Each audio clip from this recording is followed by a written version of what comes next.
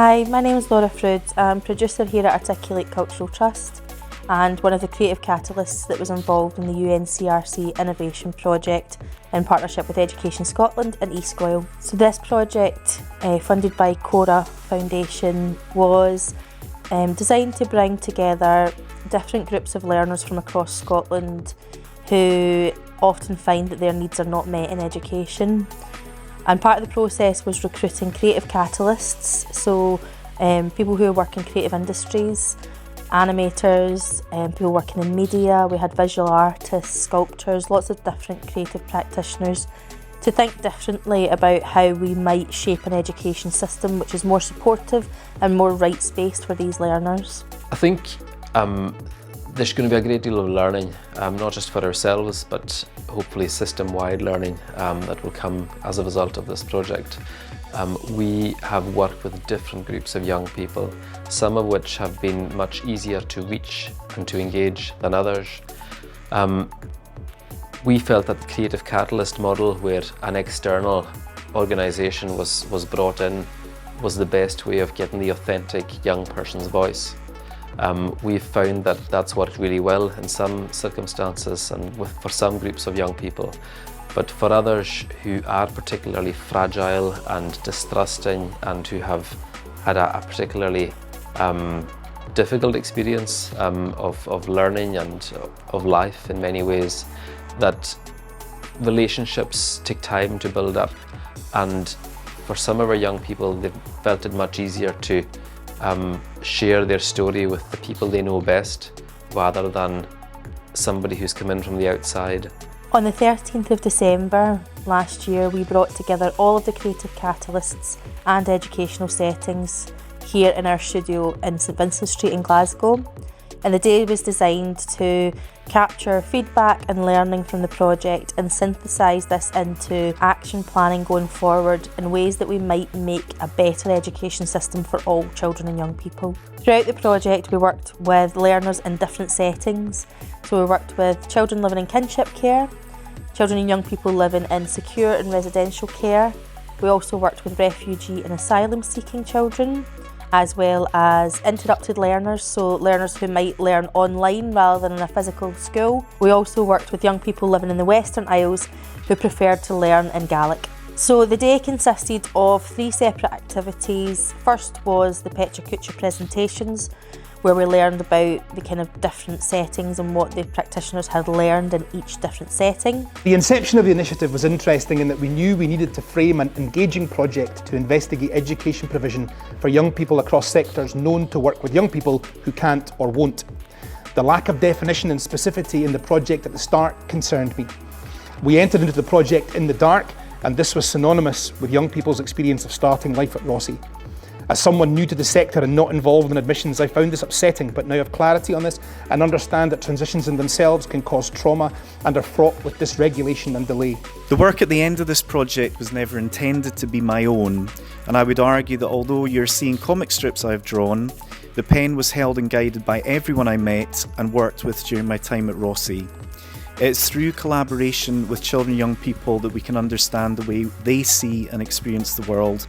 All we need to do is listen. For me, listening deeply didn't just uncover the stories, it uncovered the wisdom that our children and young people have if we take the time to listen. So I also had the opportunity to speak with the primary pupils again and ask them about listening in school and how can we do that better. The arm of the project that I have been involved in has been working with refugee and asylum seeker children and young people, working with some children in a primary school and with some older unaccompanied asylum seekers who have been attending or attend their local secondary school and some who had also moved on to college as well. And I guess the essence of the project that I was involved in was really about listening to their voices, listening to their stories, finding a way to enable them to share their stories, whether they were a primary 4 child who had mostly understood life in Scotland because they've been there for so long, or unaccompanied asylum seekers who have perhaps only been in the country for a few months. Obviously working with unaccompanied asylum seeking children, language is a big factor. so it was also really difficult to explain to them in English what the project would be, who would be coming to see them, who would speak to them, what were we going to work on. We then went on to play a game which is called Cards on the Table, and it gives you quite randomised prompts to think critically about what you've done throughout the programme. So each different setting had different prompts, and we used this as a basis for discussion about the project. And then the last activity of the day was designed to guide us in building what we call a theory of change. And basically that's just a document which gives us a roadmap towards the things that we want to achieve. So we asked every practitioner and every educator to put ideas onto the wall about what kind of change we want to see, why we want to see it, who needs to be involved, and what are the activities that we use to get there. And that provided us a really rich insight into the kind of things that we want to represent in plans going forward for this project. Since the Learning Day, we have been bringing together all of the evidence that we heard and all of the learning that we understood from that day into some documents which represent that, so that we can share that with those who were involved in the project. That's from the practitioners, the young people, the educators and those that support them. And this is a way of us really making sure that what we have understood is the right thing, and that the actions that we have put in place are really relevant to what the children and the young people want to see in their education.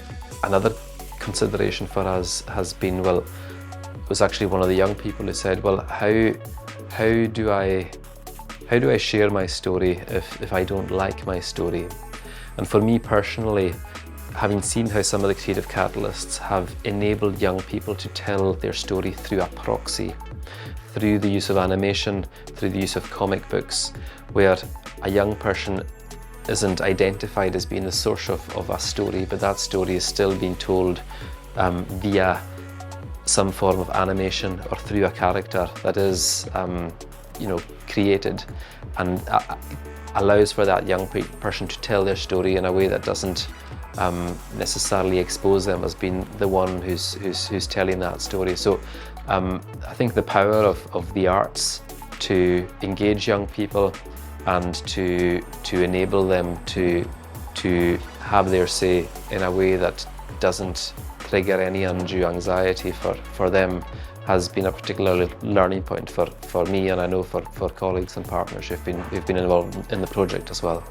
We hope that from everything that we've learned from this project, we will have stories that we certainly really want to tell. We know there's lots of interest out there and people who are really keen to hear how things have gone and how we've engaged with some young people who are perhaps some of the most difficult to engage with. We really want to share those stories and to help embed similar approaches in settings across Scotland. Everyone who engaged in the project gave their time, their stories and talked about their experiences so generously, and it really has provided a really rich understanding of what we need to provide a fairer and more equitable education system for all. So thanks to the creative catalysts, the partners, the educators and most importantly the children and young people who took part in the project.